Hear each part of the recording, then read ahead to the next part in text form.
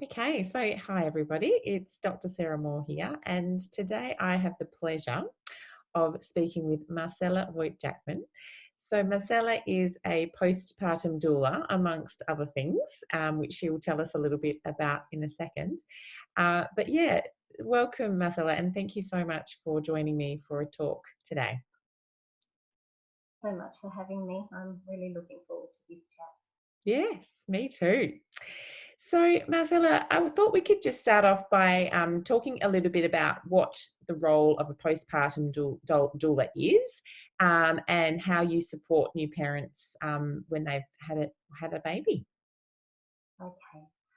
Well, before getting into that, I think it's important to maybe share or paint a picture, if you will, of what society is like today. Mm. And Yep. because, I mean, once upon a time, we had our village, we had our tribe around us. And, we had practical support and we were literally surrounded by women all the time.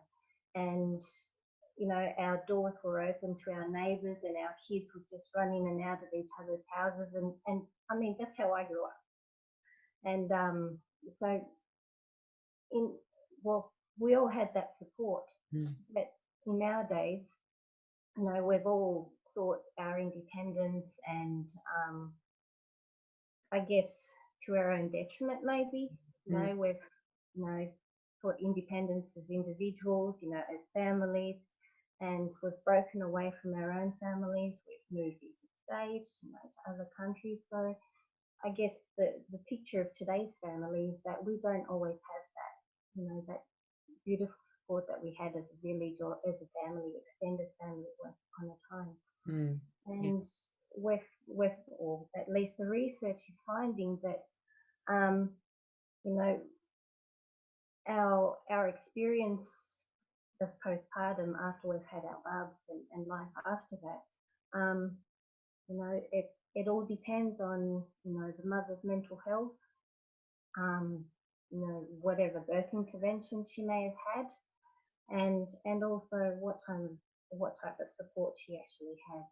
Mm. So, and the other unfortunate statistics that I found in a News GP article is that you know suicide happens to be the highest reason why there are deaths after birth. Mm. So, Yes. and that's within the first 12 months Mm. after having birth, Yeah. which is it's really sad. It's It's really sad, incredibly tragic. Mm. and we're finding that postnatal depression and postnatal anxiety and all that sort of thing is such a huge thing. And again, I think it's because of that breakaway of the village and the tribe and that lack of support that women have. And two, we just simply don't have the resources out, you know, out in the real world anyway, Yes. which is unfortunate. Mm. So, statistically, it's one out of every 10 women that suffer a depressive illness, during the antenatal period. In the postnatal period, it's 1 in 7. Mm-hmm. Yep. And, those statistics are a bit scary. Mm. Yeah. So, and also, I guess we live in a society where we're expected to just get on with it. Mm. Where, right, you've had your baby, Mm-hmm. she'll be right, and, you know what to do. Mm. And unfortunately, you're placed with a new life in your hands, and Mm. you've never met this little being before, and Mm. they've never been outside the womb before. So Mm. it's a whole new experience for everybody, for the baby and for the parents. So this is where the postnatal doula comes in, Yeah. and so so basically our role is to empower our women and empower our new parents as such. Um, to help promote a smooth transition into this new life, whether it's baby number 1, 2, 3, 4, it's going to be different every time you have a new baby. Yeah. And you will be a different person every time you have a new baby. Yeah. And, roles will change within the family. Other siblings, their roles will change. So the doula comes in and actually helps to facilitate these transitions, which are so super important because, you Absolutely. know, in my own experience, it can go really badly. And because a lot of mums, they have their first child and then comes the second child, and there's, I think, a lot of guilt associated with, well, how am I going to split my attention and all of that sort of thing. So Mm. a doula can help with that sort of transitioning. Um, it can A doula can also help with starting conversations that parents should actually have about what their particular roles are. Mm-hmm. Because mums immediately will go into their natural nurturing mother roles Mm. and become super baby absorbed, Mm.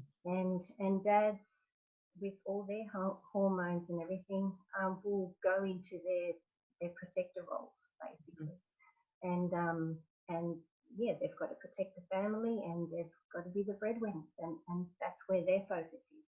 Mm-hmm. But again, to help balance that out, between the male and the female, or the masculine and the feminine, we can sort of intertwine that and again facilitate in maybe, in terms of with the father not being so masculine, and being able to maybe access his feminine side and be there for his baby and nurture that baby and actually spend the time with Mm. the baby, rather than thinking, no, I don't have breasts, therefore I can't help, that Yeah. sort of thing. Because a lot of men do feel that way, Mm. don't I couldn't agree more. Yeah. they? Mm. So, but there are so many things that the father or the partner as such can actually do, rather than just rely on the mother as being the initial carer that does absolutely everything, Everything. because that's Mm. exhausting. Absolutely. Fabulous. That's a wonderful insight into the role of the postpartum doula. So I'm really interested, Marcela, to hear more about your own personal journey and how you actually came to find yourself practicing this work. Okay. So going back to being a 17-year-old and trying to figure out what the hell I was going to do with my life, as Yeah. we all do. Yeah. I don't know. I just had this innate feeling that I was just always going to find some sort of work. I didn't know what it was or what it was going to look like, that I'd be working with women and children. Mm-hmm. I ended up going to uni doing nursing, and I thought, yay, I'm going to become a midwife. Uh-huh. But that didn't eventuate because, well, life just throws things at you. Yeah. And I had to walk away from that. And also, in all honesty, I don't think I could be a part of that system. System. Mm. Yeah. And I have a great deal of respect for it, but I just personally couldn't be a part of it. Sure. So yeah, 10 years after that, I found myself graduating as a remedial massage therapist, and since then I've done a lot of courses that has led me to, pregnancy massage. I do pediatric massage, and I also teach parents how to, massage their own babies. Mm. So, and of course, I went on to do, or to become a birth doula and a postpartum doula. So I've got all those things under my belt. Mm-hmm. As doulas, we all come with different, with a different skill set. Yep. So, you have doulas that are naturopaths as well, and that are midwives, or, even just lactation consultants as well. But yeah, we all come with a different skill set. So it's when, if you do think about having a doula, yeah, that might be something to look at, the Mm. different skill sets that they have. So yeah, And I'm that's me. interested to know, Marcela, when you mentioned that you had your own sort of struggles, I guess, when you had your children. Mhm. Um, what was the arrangement that you had? Did you have a doula, or did you have your village, or what was your experience? If you're willing to share that. let's see. My my first one, I was in my third year of nursing. Mm. Um, it was a surprise, and I chose to be a single mum. So at that point in time, my own family unit had fallen apart, like my mum and dad. Mm. Um, but I didn't have that to rely on. My mum left the country with younger siblings, and I didn't have much a relationship with my father. So yeah, that was not Mm. planned. Wow. um, but yeah, I made it out of all of that. I mean, Mm. there's a few ugly things that happened during that time, Mm. and but yeah, I guess you get through it. I think the big thing is actually acknowledging that things aren't right. Yeah. My mistake was to just ignore everything that had gone tragically wrong and just keep going. And I just went into full survival mode, as we Mm. do sometimes. Yeah, But absolutely. in the end, yeah, you need to acknowledge the fact that, hey, I'm only human. I need help. I Mhm. can't do this alone. And yeah, you get the right help. And I guess that's the big thing with women and as a society in general. I think we're a bit too scared to ask for help, Yeah. and that's just so important, especially in the postnatal period when you have your new baby and you just simply can't do everything. Mhm. It's just not possible. We can think that we're Wonder Woman, but and we Yes, are. we are Wonder Woman. Yeah. The reality is that we just simply cannot do everything. So That's that's right. Wonder we Woman, even Wonder Woman asks for help. why even Wonder Woman delegates. So yeah. Exactly. Mm. Yeah. Oh, yeah. Mm. Okay, thank you for sharing that. Or did you want to My keep going? Because you've got other stories, I suspect. with my younger two, I had more family unit happening, Mm. and it was vastly different. But Mm. but again, there are hiccups along the way, and again, you just need to acknowledge that you need help, and you seek help from the right people, and Mm. you continue on. Mm. Beautiful. Well, thank you for sharing that. It's very, very generous. So, I mean, I guess we've alluded to this already, but I'm keen to kind of drill down into the sort of details around the sorts of advice that you give to couples when they've brought their new baby home, whether it be their first or their second or their third. What are some of the things that you kind of consider to be really essential parts of the postpartum recovery and bonding and Um, journey? yeah. Well, to begin with, if it's the first child, yeah, again, just getting those conversations happening between the couple, what their expectations are of each other.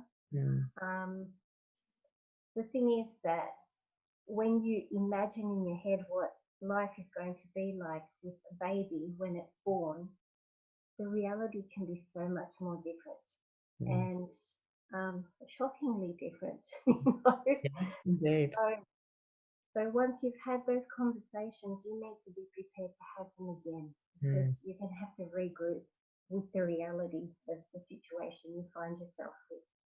And I think the thing is that couples need to remember that they need to be open and honest, Mm.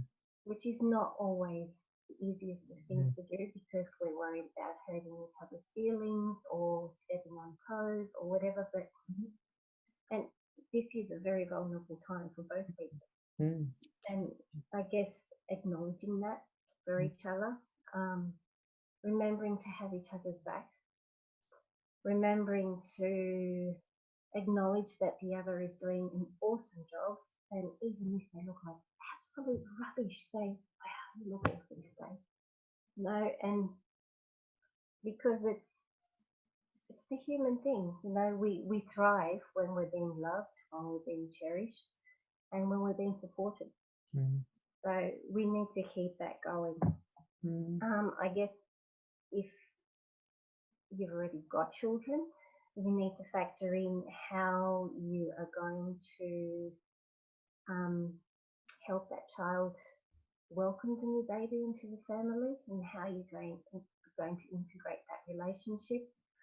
Um, you need to look at basic running of the house, laundry, cooking, Mhm. tidying, um, who who will be responsible for that? Do you have anyone that can help you out with those things? And maybe start compiling a list of people and actually starting conversations with them. Mhm. Hey, my baby's due this time. Would you be able to help me out with the laundry, or can you come over and give me a cup of tea? Just things like that. And I guess you have to remember to, again, not be so afraid to reach out to other people Mm. and ask for help, because it's what's going to help you and your family in the long run as well. Mm. I think boundaries, having strong boundaries are so important, not just between the two of you, but with, your tribe, your family, because people come in well-meaning, Mm. they have the best interest at heart, but it might not be the right thing for you and your family. So I think maybe letting your tribe and friends know Mm. this is what we're kind of hoping for, or this is what we would like from you. Mhm. Um, just getting those boundaries set up from the get-go, I think, is really important, because in the first few weeks, everyone rushes into, you Mm. know, see the baby, Yeah. and mum's kind of shoved to the side, and mum's exhausted and everything, and really shouldn't have to be looking after people in terms of, Mm-mm. you know, Making tea and serving exactly. food and mm. People should be visiting and actually thinking, okay, how can I help you? Mm. So get those conversations happening beforehand. Mm. Um, Even doing something as simple as writing up a sign, like physically writing a sign for when you're home alone and you're having, quiet, restful time with Bub, sleeping you, uh, jumping onto the bed next to baby while they're sleeping. Um, put up a sign on the door so that no one actually interrupts you. Mm. And Remember turning to your take phone to lots of silent. photos. That's right. Mm. Absolutely. That's a big one. Um, and that's again with boundaries. Yes, turning the phone off. Um, Remember to take lots of photos during that period. Mm. We forget, and especially with the partners, take photos of the mums with the babies, because Yeah. it seldom happens. Breastfeeding. Are you going to breastfeed? Mm. Um, are you going to bottle feed? Either or. It doesn't matter as long as your baby's Mm. fed. But how are you going to achieve this? Mm. Breastfeeding is really hard at the end of the day, and I think um, we need to acknowledge that. And in Incredible. order to actually keep on with the breastfeeding journey, you need to have the support around you. Mm. Because if you don't have that, then yeah, you end up walking away from breastfeeding, and you feel guilty because Mm. you know you think, well, what could I have done better, Yeah. whatever. Mm. Set yourself up. Know what could happen, all that sort of thing. The Australian Breastfeeding Association has got great courses that you can attend before having the baby. So doing things like that. The other thing is, if things don't go to plan during the birth and you end up, the mother ends up having a cesarean section, do you have a plan for that? Who's going to care for her? Um, you have to have all those plans in place, I guess. And in going through all those things and maybe realizing, oh crap, I don't really have any of that support, again, that's where a doula can be so valuable, because we're there to to celebrate and nurture you as a mum.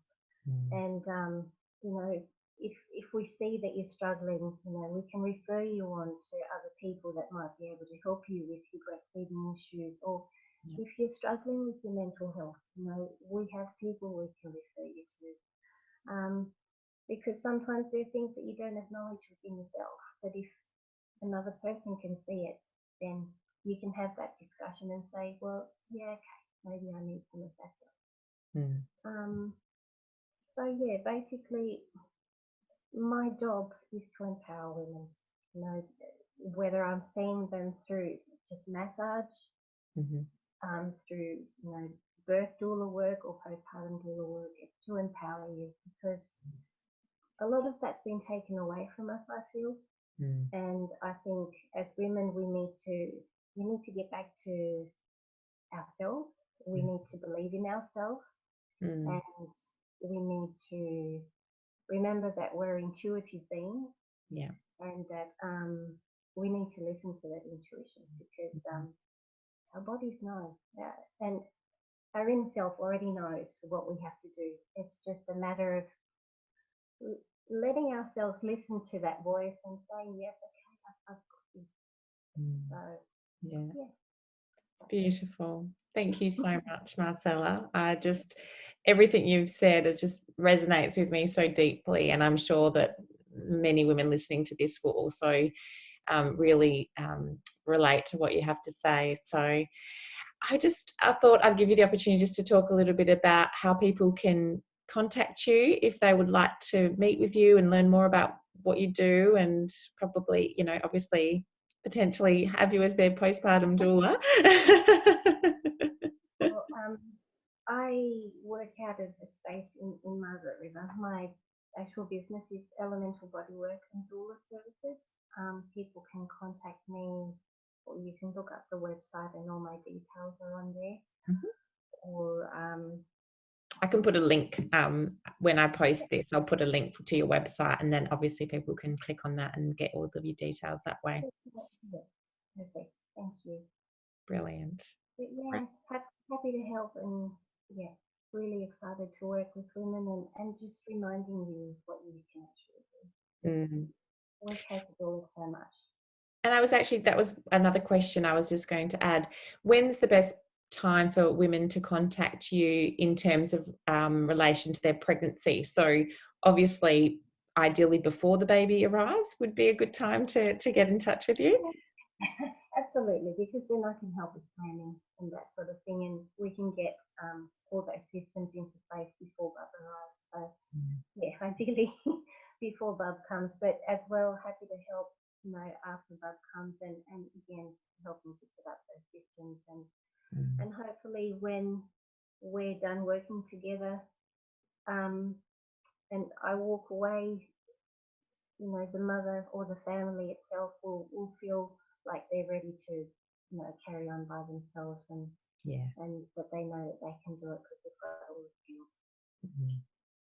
And in fact, just popped into my mind, anyone that's looking for a wonderful baby shower gift, perhaps a voucher for some sessions with Marcela would be a great gift to a mum to be.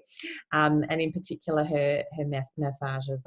I've actually given a few of them to friends of mine, and they've come, the feedback's been very positive. So can highly recommend that as well. Great. All right then, Marcela. Well, thank you so very much for taking the time to speak with me today. I've just, loved what you've had to share, and I'm hoping that that we get lots of people watching this and getting in contact with you and sharing with their friends as well, because it's just, beautiful work, and so such a positive thing to bring to the world. So thank you. And thank you.